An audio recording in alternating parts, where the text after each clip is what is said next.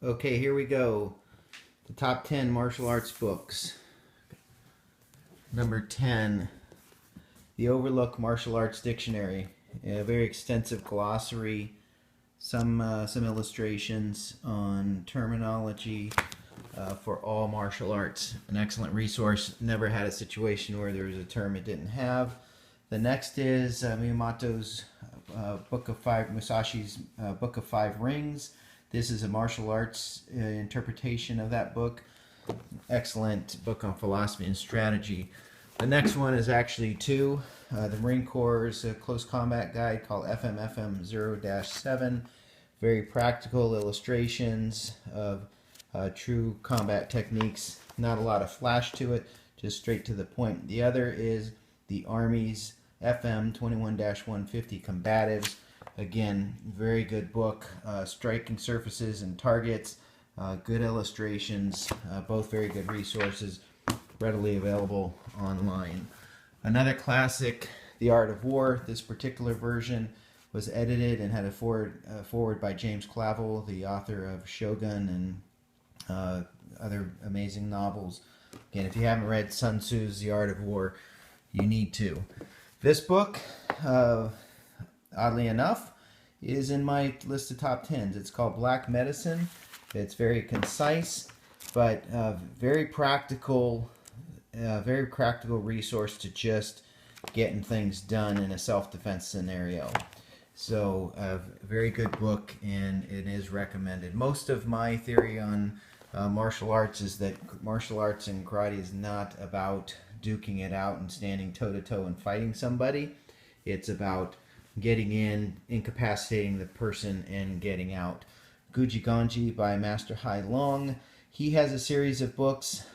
This is my favorite. The others actually, in some cases, lack a little be desired, but very simple illustrations, and his approach to these 7 primary targets.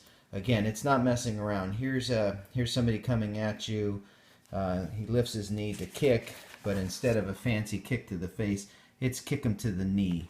Another example is somebody choking you. Grab the hands, in particular, grab the pinky and break it. Again, really practical and easy to follow.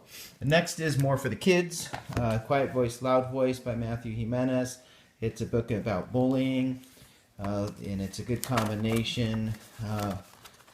Great illustrations, karate context, but then also just a simple way and a good message on how to teach kids to deal with conflict and deal with bullying. Almost there. Number 3 on our list is Earl Montague's Encyclopedia of Dim Mak.